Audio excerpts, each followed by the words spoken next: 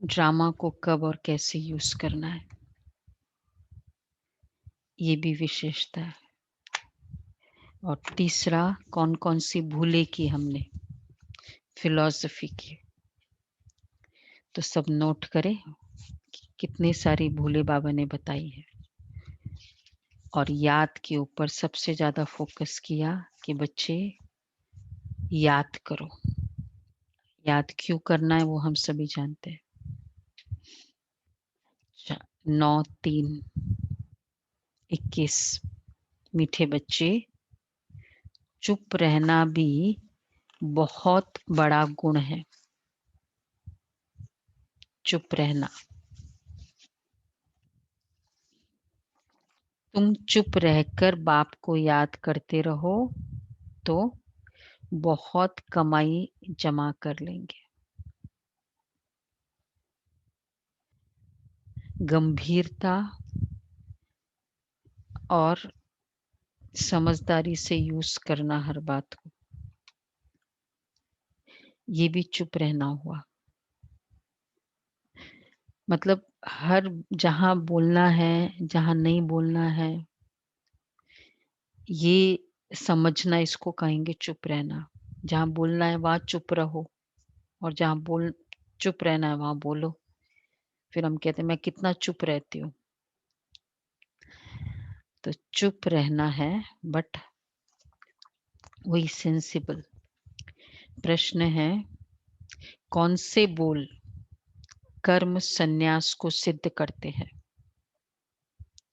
और वह बोल तुम नहीं बोल सकते।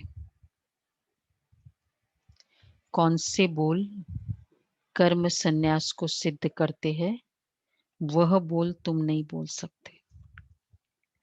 ऐसे कौन से बोल होते हैं?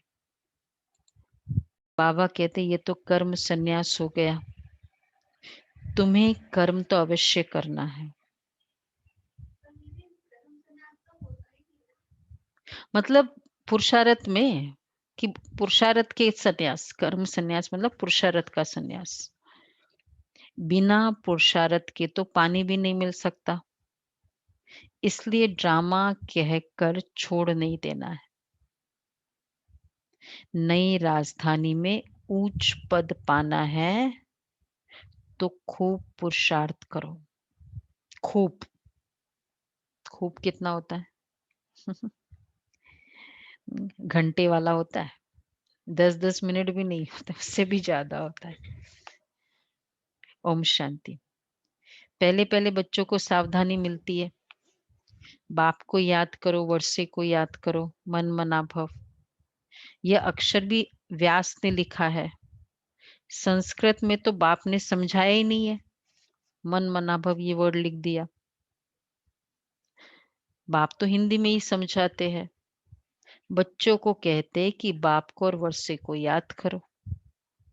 यह सहज अक्षर है कि हे बच्चों मुझ बाप को याद करो। Simple language. किसी किसी को समझाना होता है ना अच्छे से, तो हम क्या कहते हैं, उसके लैंग्वेज में समझाते। बच्चों को समझाना होता है, उसको हाई इंग्लिश बोलेंगे, उसके लैंग्वेज में पिक्चर्स दिया जाता है, ए फॉर एप्पल, क्योंकि वो वाली भाषा समझता है। तो किसको ट्रेनिंग देनी है तो उसके लैंग्वेज में आना पड़ता है।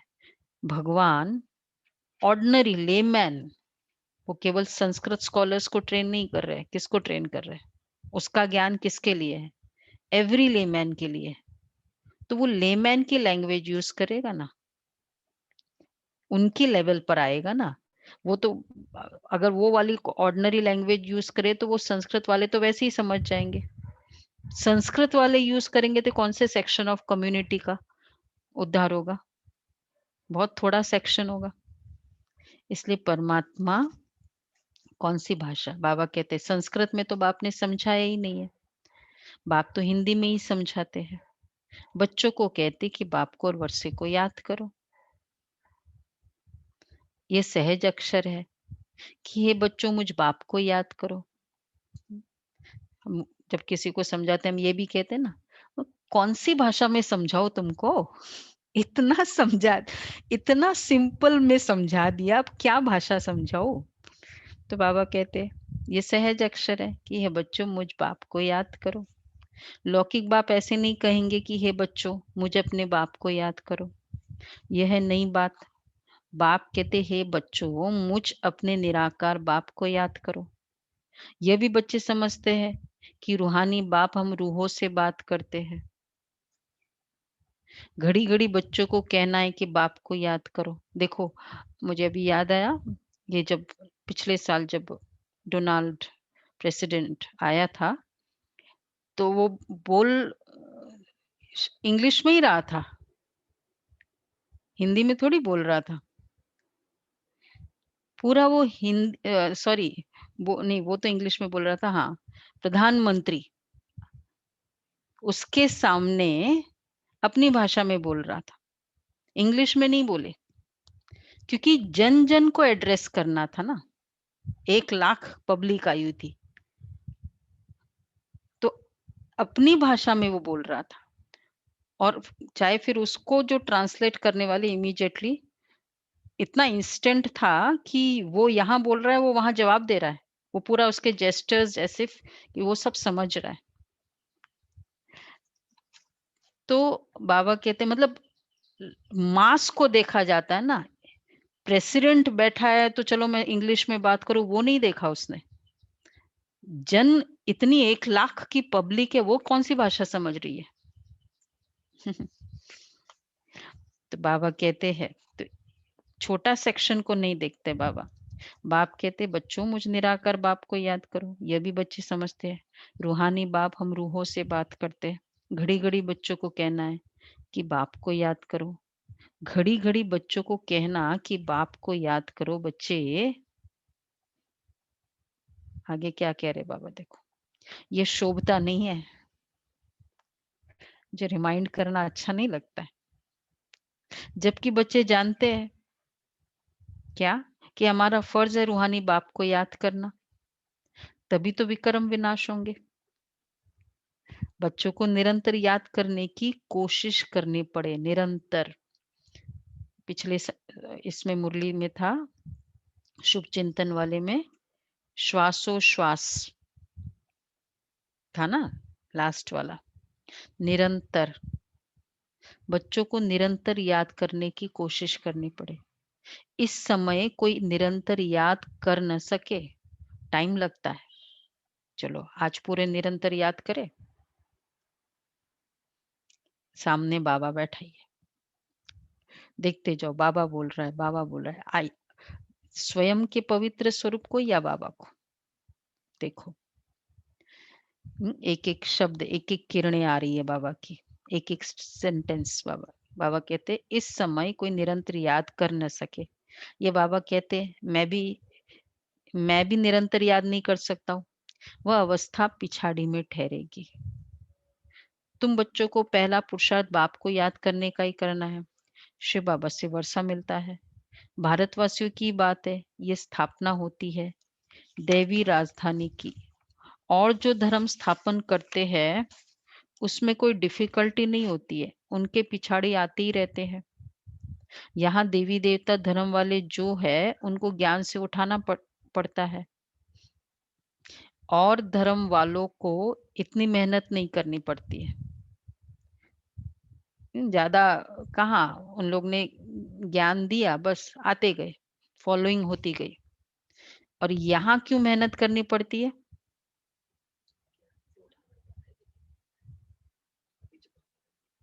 हाँ, मतलब क्या इसके पीछे, यहाँ इतनी मेहनत क्यों करनी पड़ती है, इतनी ट्रेनिंग रोज 1-1 घंटा, फिर निरंतर, आज तो निरंतर याद करना है, खाली मुरली भी नहीं सुननी।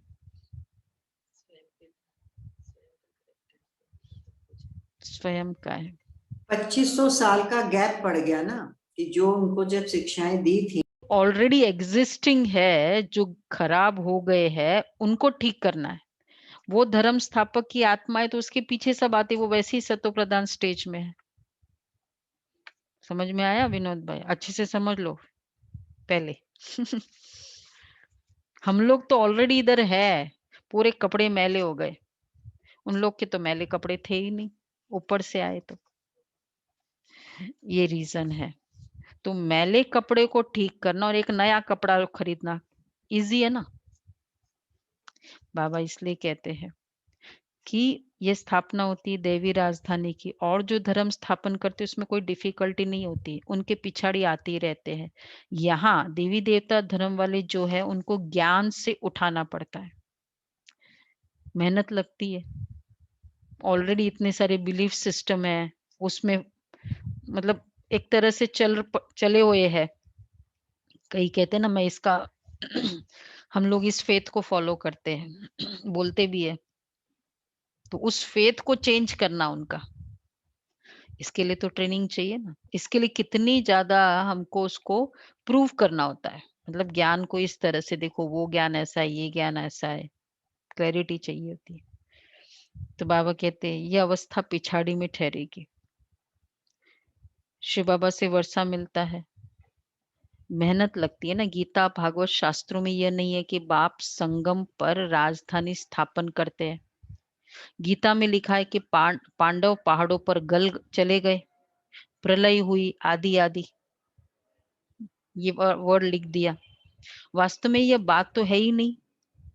तुम अब पढ़ रहे हो भविष्य 21 जन्मों के लिए, और स्कूलों में यहाँ के लिए पढ़ाते हैं। साधु संत आदि जो भी है वो भविष्य के लिए पढ़ाते हैं।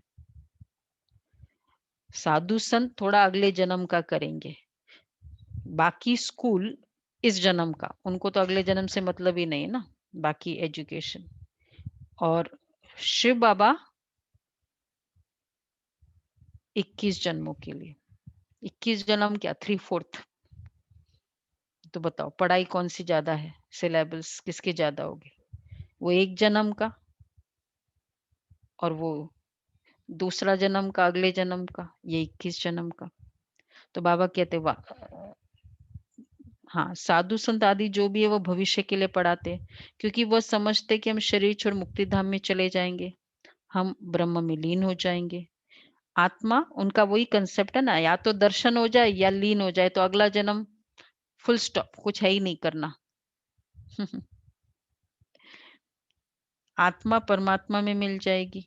तो यह भी वह भी हुआ भविष्य के लिए, परंतु भविष्य के लिए पढ़ाने वाला एक ही रूहानी बाप है, दूसरा कोई नहीं है। गाया हुआ भी है, सर्व का सदगति दाता एक है। वह तो सब ये अयथार्थ हो जाते हैं, ये बाप ही आकर समझाते हैं। वह भी साधना करते रहते हैं। ब्रह्म में लीन होने की साधना है अयथार्थ, इनएक्यूरेट, मतलब एम ही रॉन्ग है। जैसे हम वो एम रखे, मुझे यहाँ जाना है, और वो जगह है ही नहीं, तब तो फिर, और मुझे कोई गाइड करे यहाँ चले जाओ, फिर किसी ने गाइड किया ऐसे चले जाओ, और एक्चुअल वो जगह ही नहीं है, तो कितना इल्यूजन में चल रहे होंगे। वो कंसेप्ट है ही नहीं। तो ब्रह्म में लीन होने की साधना है अयथार्थ। लीन तो किसी को होना ही नहीं है, ब्रह्म महत तत्व, कोई भगवान नहीं है, ये सब है रॉन्ग। झूठ खंड में है सब झूठ बोलने वाले, सचखंड में है सब सत्य बोलने वाले। तुम जानते हो सचखंड भारत में था, अब झूठ खंड है। बाप भी भारत में ही आते हैं, शिव जयंती मनाते हैं, परंतु ये थोड़ी जानते कि शिव ने आकर भारत को सचखंड बनाया है। वो समझते हैं आता ही नहीं है, वो नाम रूप से न्यारा है। सिर्फ महिमा जो गाते हैं पतित पावन ज्ञान का सागर, सो ऐसी तोते मिसल कह देते हैं। बाप ही आकर समझाते। कृष्ण जयंती मनाते, गीता जयंती भी है, कहते कृष्ण ने आकर गीता सुनाई। शिव जयंती के लिए किसको पता ही नहीं कि शिव क्या आकर करते हैं, आएंगे भी कैसे, जबकि कहते हैं नाम रूप से न्यारा है। गीता जयंती, कृष्ण जयंती, शिव जयंती नहीं है, क्योंकि आते कैसे, नाम रूप से न्यारा है। तो बाप कहते मैं ही बैठ बच्चों को समझाता हूँ, फिर ये ज्ञान प्राय लोप हो जाता है। बाप खुद बतलाते हैं कि मैं आकर भारत को फिर से स्वर्ग बनाता हूँ। कोई तो पतित पावन होगा ना, मुख्य भारत की ही बात है। भारत ही पतित है, पतित पावन को भी भारत में ही पुकारते हैं। खुद कहते हैं विश्व में शैतान का राज्य चल रहा है। बॉम्ब्स आदि बनाते रहते हैं। इस तरह मतलब एक दूसरे के लिए यही बोलते हैं। शैतान का राज्य, तो सब राज्य करने वाले कौन हो गए फिर? तो बाबा कहते हैं उनसे विनाश होना है, शैतान क्या करेगा? विनाश की मेथड्स यूज करता रहेगा ना। तो बाबा कहते हैं, खुद कहते हैं तैयारियां कर रहे हैं, जैसे वह रावण के प्रेरित किए हुए हैं। रावण का राज्य अब सब कब खलास होगा? भारतवासी कहेंगे रावण का राज्य कब खलास होगा? बोलो। नहीं, खलास कब होगा? खलास संगम कब युग, होगा? संगम युग के अंत में, जब रावण का राज्य खलास हो जाएगा। तुम समझाते हो शिव बाबा आया हुआ है, वही सर्व का सदगति दाता है। बाप कहते मुझे याद करो। ये अक्षर दूसरा कोई कह न सके। बाप ही कहते मुझे याद करो तो खाद निकलेगी। मैं ही पतित पावन हूँ। ये 7:40 हो गए, फिर अभी तक ये क्यों नहीं करते कि हाँ, भारतवासी कहेंगे जब कृष्ण आएगा। तुम समझाते हो शिव बाबा आया हुआ है, वही सर्व का सदगति दाता है। बाप कहते मुझे याद करो। यह अक्षर दूसरा कोई कह न सके। बाप ही कहते हैं मुझे याद करो तो खाद निकलेगी। तुम सत्व प्रधान थे, अब तुम्हारी आत्मा में खाद पड़ी है, वह याद से ही निकलेगी। इनको याद की यात्रा कहा जाता है। याद है बाबा? क्या याद है बाबा? सामने बाबा है, निरंतर याद करना है। भाई मुझे भी याद दिला दो। मैं ही पतित पावन हूँ, मुझे याद करने से तुम्हारे विकर्म विनाश होंगे। इनको योग अग्नि कहा जाता है। सोने को आग में डालकर उनसे किचरा निकालते हैं ना, फिर सोने में खाद डालने के लिए आग में डालते हैं, किचरा निकालने के लिए। बाप कहते बच्चे वो है कामचिता। हम्म, तो कितना अच्छा एग्जाम्पल दिया है। आग में डालते हैं सोने को और पूरा खाद निकल जाता है तभी। इसलिए तो कहते हैं सोना जितना पकता है ना, उतना निखार आता है। अब बाबा ने उसको कामचिता से कनेक्ट किया। अर्थात अगर मुझ आत्मा में मतलब पवित्रता के लिए विघ्न पड़ते हैं तो ठीक है। सोने की चमक आग के कारण बहुत ज्यादा होती है। आग के कारण ही चमकता है, तो जितने विघ्न आएंगे उतना चमक बढ़ेगी।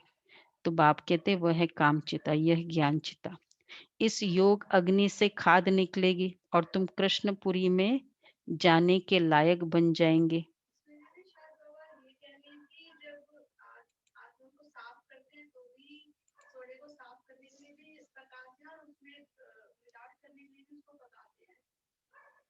हाँ, नहीं नहीं, मतलब काम चिता के कनेक्शन में ना, तो उसमें वापस काम चिता काम नहीं डालेंगे। वो जो एग्जाम्पल है उसमें वापस काम विकार नहीं डालेंगे, वो ऐसा नहीं है। वो तो फिर जेवर बनाने के लिए पकाते हैं, उसमें खाद डाला जाता है। पर अभी तो सच्चा सोना बनना है ना, उसके बाद वापस काम विकार नहीं डालना है। हाँ हाँ हाँ, काम विकार है, काम चिता है। हाँ, वो भी तो अग्नि की तरह ही है। कृष्ण जयंती पर कृष्ण को बुलाते। तुम जानते हो कृष्ण को भी बाप से वर्षा मिलता है। कृष्ण स्वर्ग का मालिक था, बाप ने कृष्ण को यह पद दिया। राधे कृष्ण ही फिर लक्ष्मी नारायण बनते हैं। राधे कृष्ण का जन्मदिन मनाते हैं। लक्ष्मी नारायण का किसको पता नहीं है? मनुष्य बिल्कुल मूंझे हुए हैं। अब तुम बच्चे समझते हो तो औरों को भी समझाना है। पहले पहले पूछना है।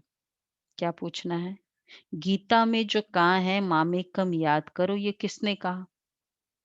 सिर्फ मुझे याद करो, ये किसने कहा? पूछो उनको। वह समझते कृष्ण ने कहा है। तुम समझते हो भगवान निराकार है, उनसे उच्च अर्थात श्रेष्ठ मत मिलती है। अच्छा, अगर सपोज श्री कृष्ण ने कहा, तो फिर राधे को भी कहेंगे? फिर राधे को तो नहीं याद करो ना, एक को याद करो। पर जनरली भक्ति में ऐसा नहीं होता है ना। श्री राम के भगत होंगे, वो सीता जी को भी याद करेंगे, तो वो लक्ष्मण जी को भी, मतलब हर कोई को, क्योंकि तो उन्होंने कहा है एक को याद करो। तो मामे कम कहो तो सिर्फ कृष्ण ही होगा ना, और कोई भी नहीं याद करो, किसी को भी याद नहीं करो। तो ऐसा भी नहीं है फिर। तुम समझते हो भगवान निराकार है, उनसे ही उच्च अर्थात श्रेष्ठ मत मिलती है। उच्च ते उच्च परम पिता परमात्मा ही है। उनकी उनकी ही जरूर श्रेष्ठ ते श्रेष्ठ मत है। उस एक की श्रीमत से ही सर्व की सद्गति होती है। गीता का भगवान ब्रह्मा विष्णु शंकर को भी नहीं कह सकते, वह फिर शरीरधारी श्री कृष्ण को कह देते हैं। तो इससे सिद्ध है कहाँ भूल है जरूर। तुम समझते हो मनुष्य की बड़ी भूल है, राजयोग तो बाप ने सिखाया है, वही पतित पावन है। बड़ी भारी भारी जो भूले हैं उन पर जोर देना है।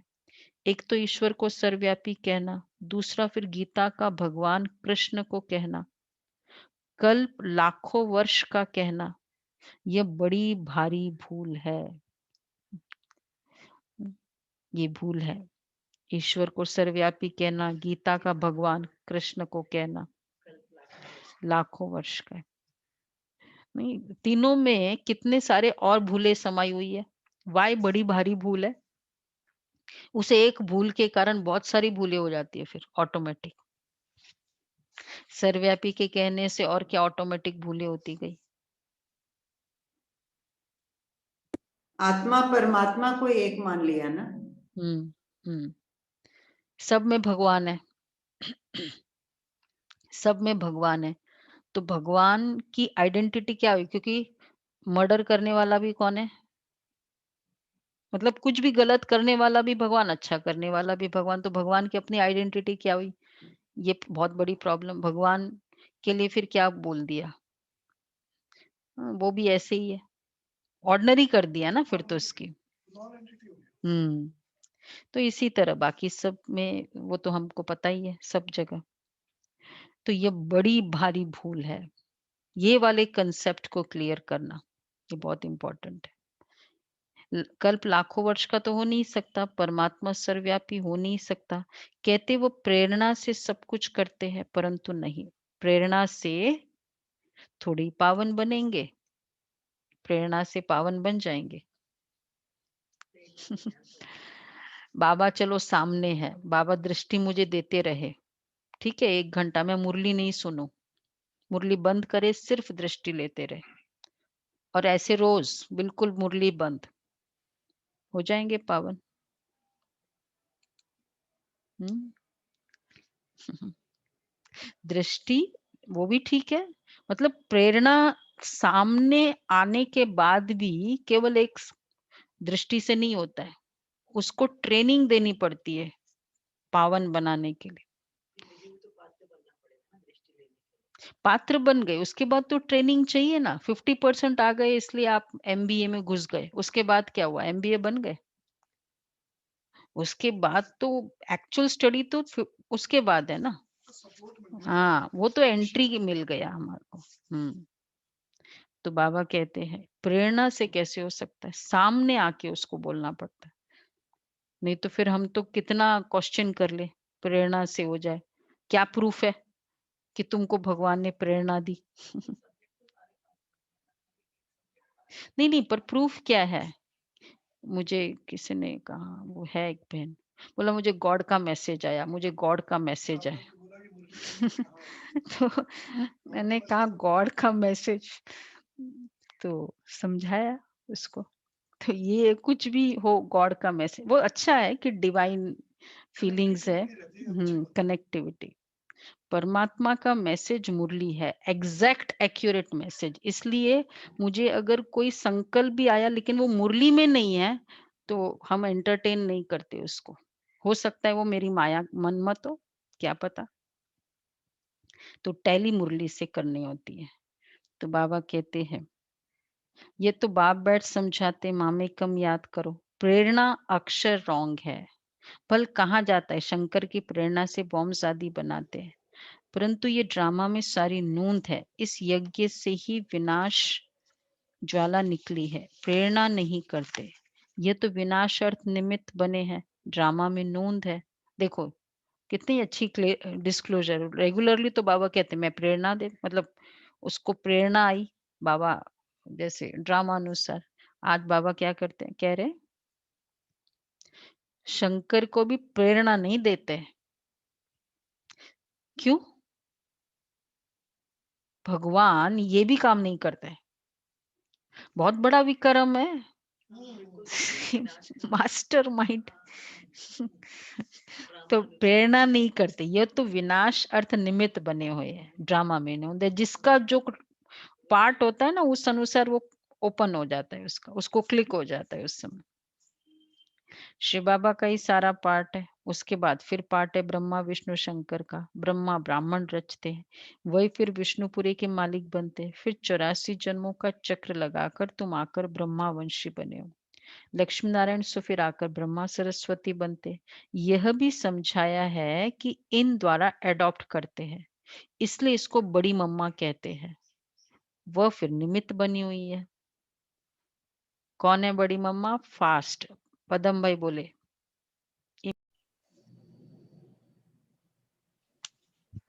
बाबा कहते हैं इन द्वारा मैं तुमको एडॉप्ट करता हूं, तो ये हो गई बड़ी मम्मा। समझ में आया विनोद भाई? नोट कर लो, फिर अगले बाद फिर क्लियर हो गया ये पॉइंट। फिर मम्मा ब्रह्मा बाबा मम्मा भी है, फादर भी है, और शिव बाबा फादर भी है और दूसरा मम्मा भी है, ग्रैंडफादर भी है। ग्रैंडफादर। ब्रह्मा बाबा ग्रैंडफादर नहीं है, शिव बाबा ग्रैंडफादर है। और तीसरा ब्रह्मा बाबा एक और चीज है, बोलो। भाई भी तो है। नाम हो गई ना मम्मा, बड़ी मम्मा। Great grand. अभी हम फिर से हम ही पूज्य देवी देवता बनेंगे, यथा राजा रानी तथा प्रजा। देवियों में भी जो उच्च पद पाते हैं, सॉरी, हाँ, वह फिर निमित्त बनी हुई है। कलश माताओं को दिया है, सबसे बड़ी सितार सरस्वती को दी है, सबसे तीखी है। बाकी सितार व बाजा आदि कुछ है नहीं। सरस्वती की ज्ञान मुरली अच्छी थी। मम्मा की बात चली ना, हाँ। अब ये सब अभी हम कह रहे थे ना देवी देवता। एक बार मम्मा रजौरी गार्डन में थे, सुबह सुबह मम्मा आई 4 बजे के पहले। तो कुछ सोचे, कुछ सोए, कुछ उठे, ऐसे होते हैं ना। तो मम्मा जाकर फिर कहती है, जाओ तुम्हारे भक्त इंतजार कर रहे, उठो। सुनाई दिया? गुलाब भाई सुनाई दिया? तुम्हारे भक्त इंतजार कर रहे, उठो उठो। मम्मा ऐसे कहती थी। भक्त तो याद कर रहे हैं। तो बाबा कहते हैं, तो इसको सरस्वती को बड़ी सितार दे दिया। शिव बाबा तो सदैव पूज्य है। सरस्वती की ज्ञान मुरली अच्छी थी, महिमा उनकी बहुत अच्छी थी, नाम तो बहुत डाल दिया है। शिव बाबा को कहते थे ज्ञान की लहरें, और मम्मा थी एक पॉइंट, एक लहर को लेके। कल का सुना ना मम्मा, परमात्मा का बताया। अंश और वंश। तो सरस्वती की ज्ञान मुरली अच्छी थी, देवियों की पूजा होती है। तुम अभी जानते हो हम ही यहाँ पूज्य बनते हैं, फिर पुजारी बन अपनी ही पूजा करेंगे। अभी हम ब्राह्मण है, फिर हम ही पूज्य देवी देवता बनेंगे, यथा राजा रानी तथा प्रजा।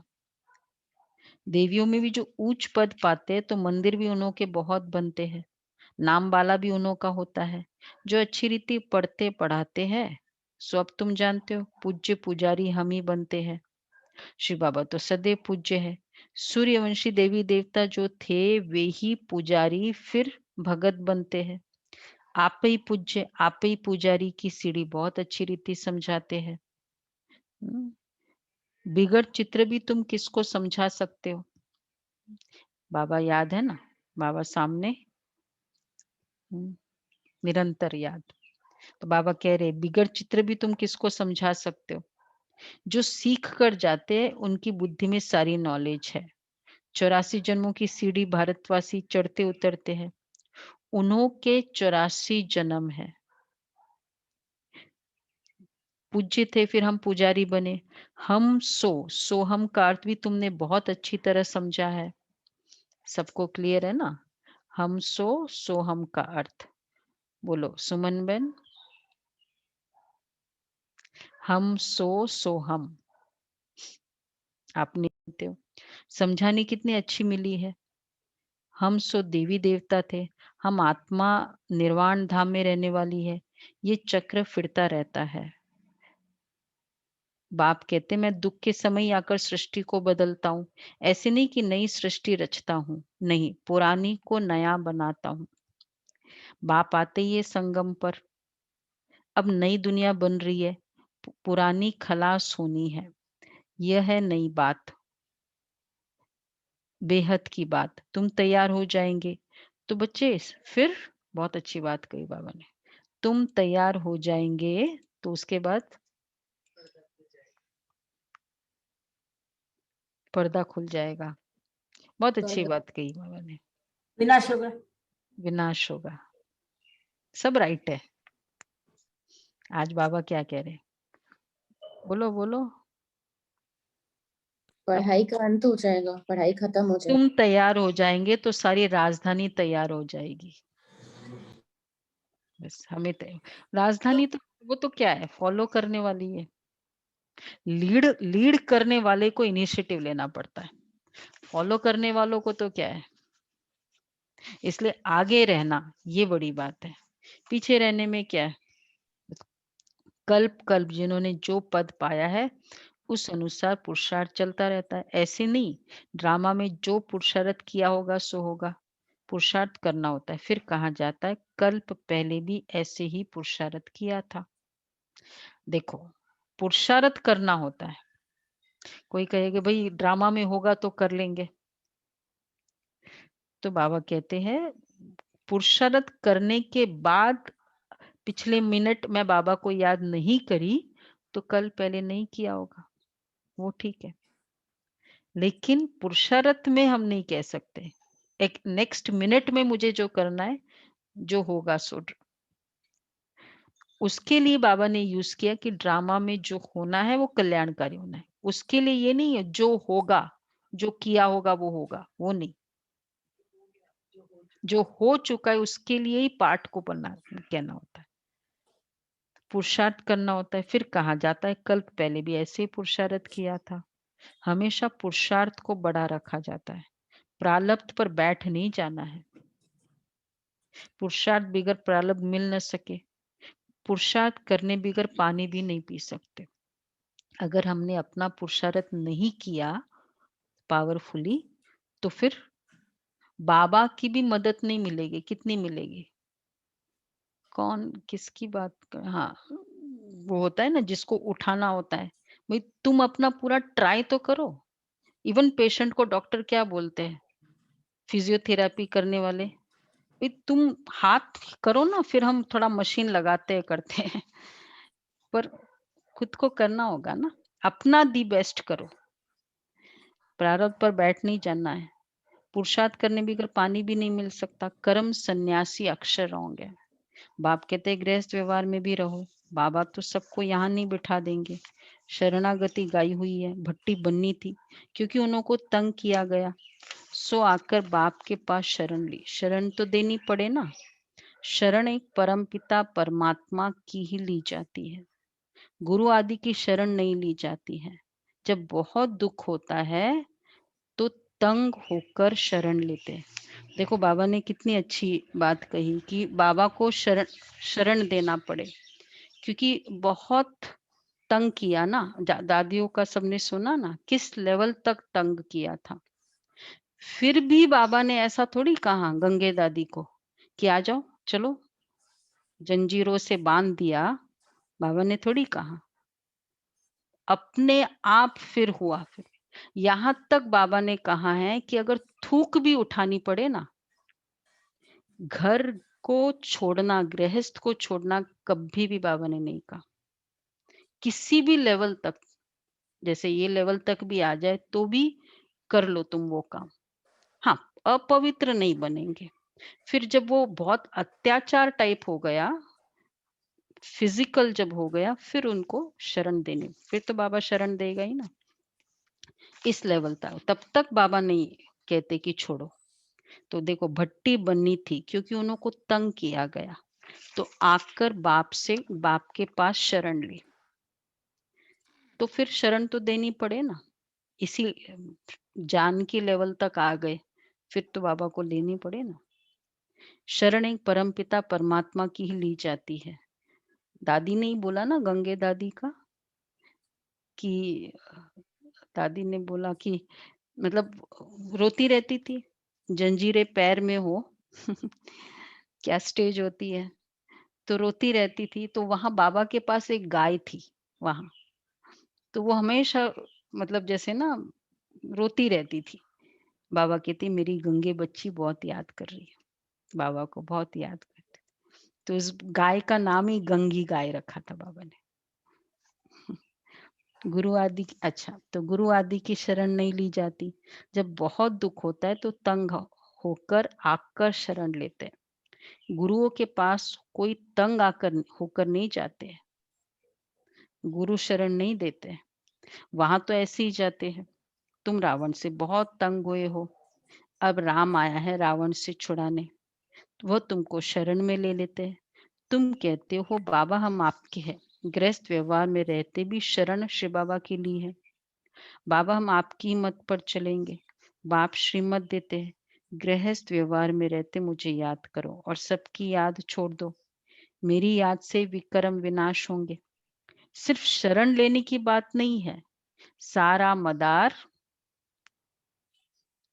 याद पर है। बाप के सिवाय ऐसा कोई समझा न सके। बच्चे समझते हैं कि बाप के पास इतने लाखों कहाँ कर रहेंगे, भाई किसको रखेंगे बाबा, कितनों को रखेंगे। प्रजा भी अपने अपने घर रहती है, राजा के पास थोड़ी रहती है। तो तुमको सिर्फ कहा जाता है एक को याद करो। सिर्फ बाबा ये कहते हैं एक को याद करो। कितनी मुरली में कोई पॉइंट बाबा ने मतलब क्लैरिटी वाली छोड़ी नहीं है, हर चीज को क्लियर किया है कि बाबा चैरिटी बिगिंस एट होम, ये भी कहा। फिर बाबा ने सबसे पहले दादियों का वो बताया ना लास्ट टाइम का, सुनो अच्छे से, डिक्लेरेशन जब हो गई एंटी ओम मंडली की, तो सबसे पहले दादियों को यही बोला तुम अपने घर वालों से चिट्ठी लेके आओ, उनकी सेवा करो। अच्छा, 14 साल के बाद भी जब बाबा ने भेजा उनको, जब तक तो वहां थे पाकिस्तान कराची में, तो बोला कि घर वालों को चैरिटी बिगिंस एट होम, घर वालों को दो। मनोहर दादी सुनाती है ना कैसे गई वो घर में, और सुनेंगे उसका भी कभी। तो बाबा कहते हैं प्रजा भी अपने अपने घर रहती है, तो तुमको सिर्फ कहा जाता है एक को याद करो। हम बाबा हम आपके हैं, आप ही सेकंड में सदगति का वर्षा देने वाले हो, राजयुग सिखलाकर राजाओं का राजा बनाते हो।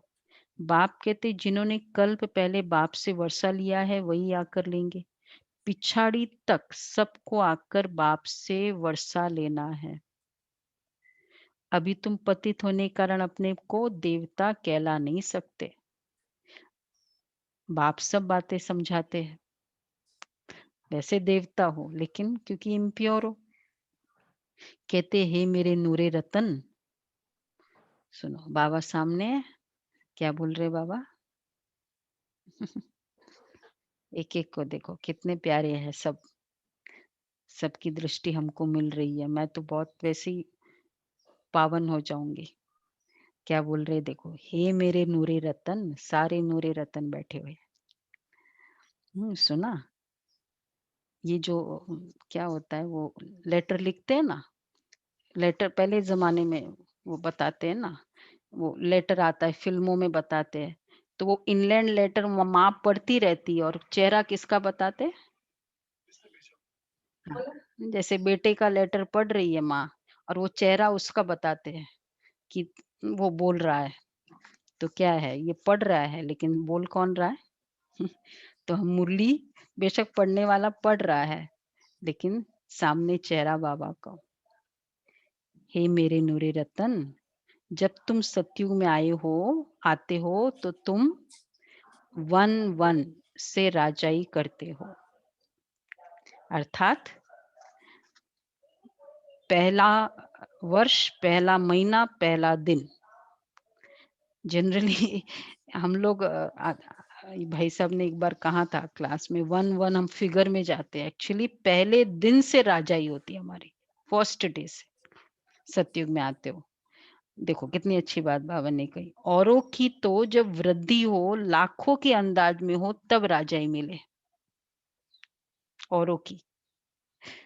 तुमको तो लड़ने करने की दरकार नहीं है। क्रिश्चियनिटी में राजाई का सिस्टम कब हुआ? पोप आदि जो बने, जब लाखों के अंदाज में हुआ, और हम 1-1 से राजाई करते, पहले दिन से राजाई करते।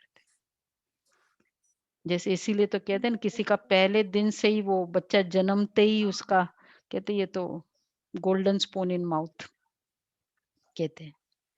तो बाबा कहते हैं तुम योग बल से बाप वर्षा लेते हो, चुप रहकर सिर्फ बाप को और वर्षे को याद करो। पिछाड़ी में तुम चुप रहेंगे, फिर ये चित्र आदि काम नहीं आएंगे, तुम होशियार हो जाएंगे। चुप से बहुत सेवा हो जाती है। बाप कहते सिर्फ मुझे याद करो तो विक्रम विनाश होंगे। गुलजार दादी की विशेषता चुप रहने की, बहुत चुप। कौन सी एक मीटिंग थी, एकदम चुप दादी पूरी मीटिंग में। फिर नोट करती रहती, मतलब जनरली दादी का नेचर नोट करती रहती थी। फिर जब बोलना होता था बोल देती थी, इंस्ट्रक्शन लाइट फ्री, चुप रहना। तो बाबा कहते हैं बच्चे चुप रहो, चुप रहकर सिर्फ बाप को और वर्षे को याद करो। पिछाड़ी में तुम चुप रहेंगे, फिर ये चित्र आदि काम नहीं आएंगे, तुम होशियार हो जाएंगे। बाप कहते सिर्फ मुझे याद करो तो विक्रम विनाश होंगे। ठीक है, देखो बाबा सामने है। अब क्या बोल रहे बाबा? बच्चे अब करो न करो तुम्हारी मर्जी। ठीक है, जो भी तुमकी इच्छा है करो। क्या है, तंग आ गए बाबा? पूछो बाबा को, तंग आ गए? तुम करो न करो तुम जानो, तुम्हारा काम जाने। कोई देहधारी के नाम रूप में नहीं फंसना है, बाप को याद करो तो अंत मते सो गति हो जाएगी। तुम मेरे पास आ जाएंगे, फुल पास होने वाले को राजाई मिलेगी। सारा मदार याद की यात्रा पर है, आगे चल भी बहुत आगे निकलते जाएंगे। अच्छा, मीठे मीठे सिके लदे बच्चों प्रति माता पिता बाप दादा का याद प्यार, गुड मॉर्निंग। रूहानी बाप की बाप रूहानी की बच्चों को रूहानी नमस्ते। नमस्ते। हम हम रूहानी बच्चों की रूहानी बाप रूहानी दादा को याद याद प्यार, प्यार, गुड नमस्ते, गुड मॉर्निंग मॉर्निंग। और थैंक यू नमस्ते। बाबा। शुक्रिया बाबा, धारणा के शत लिए शत शुक्रिया बाबा, शत शत शुक्रिया। किसी देहधारी के नाम रूप में नहीं फंसना है, किसी भी देहधारी के नाम रूप में नहीं फंसना है। एक बाप की श्रीमत पर चलकर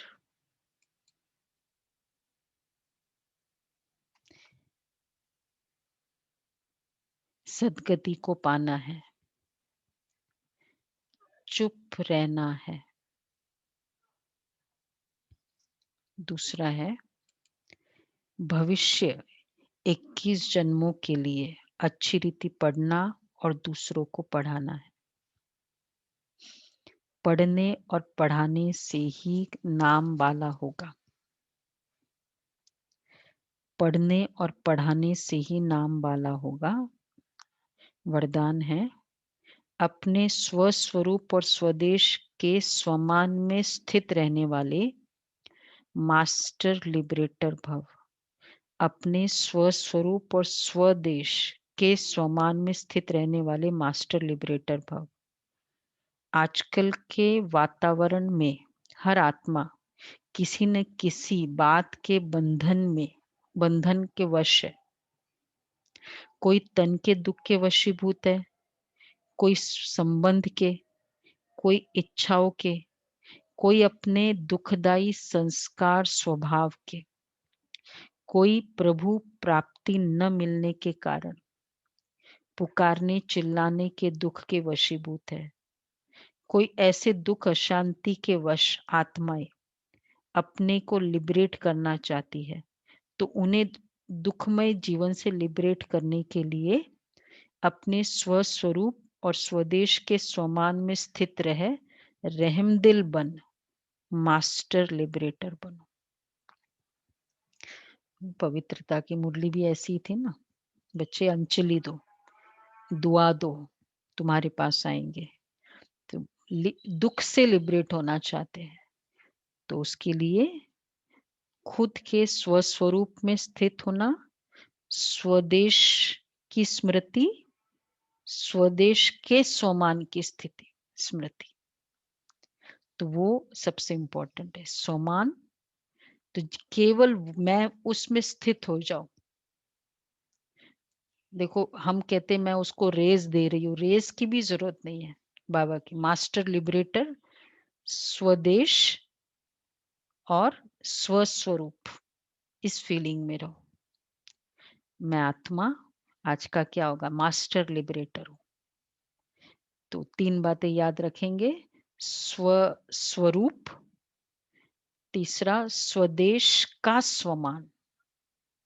तो हमारा आज का स्वदेश का स्वमान है स्वदेश परम धाम, कि मैं मास्टर लिबरेटर हूं, उसके स्वमान में स्थित रहे, और स्वस्वरूप आत्मिक स्वरूप।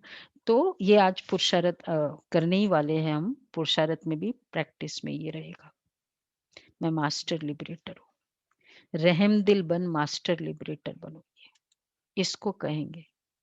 उसको रेज देना वो तो चलो ठीक है, पर इससे भी इम्पोर्टेंट है स्वस्वरूप में स्थित रहे। स्लोगन है, सदा अचल अडोल रहने के लिए एक स्थिति के आसन पर विराजमान रहो। सदा अचल अडोल रहने के लिए एक स्थिति के आसन पर विराजमान रहो। अच्छा, अव्यक्त इशारा है, 8th है आज, 9th है। जीवन में जो चाहिए अगर वो कोई दे देता है तो यही प्यार की निशानी है। तो बाप का आप बच्चों से इतना प्यार है जो जीवन के सुख शांति की सब कामनाएं पूर्ण कर देते हैं। बाप सुख ही नहीं देते, लेकिन सुख के भंडार का मालिक बना देते हैं। साथ साथ श्रेष्ठ भाग्य की लकीर खींचने का कलम भी दे देते हैं। जितना चाहे उतना भाग्य बना सकते हो। यही परमात्मा प्यार है। प्यार की निशानी है, जो उसको चाहिए वो उसको दो। तो हमको सुख शांति चाहिए था, ये बाबा ने दिया। हमको भाग्य चाहिए था, वो कलम ही दे दी, भाई तुमको जितना चाहिए लो। कल वुमेन्स डे, तो वो कहाँ कहाँ कंपनी में इनॉग्रल ऑफर था, कोई कईयों ने तो एक दिन के लिए भाग्य दिया था, भाई तुम जो खरीदोगे वो भी इतने परसेंटेज का। किसी ने अपनी फ्लाइट, वुमेन फ्लाइट रखी, मतलब एक दिन का, और बाबा ने दिया है भाग्य। हम बच्चों को भाग्य ही दे दिया है। अच्छा चलो जी, बाकी अभी हम कर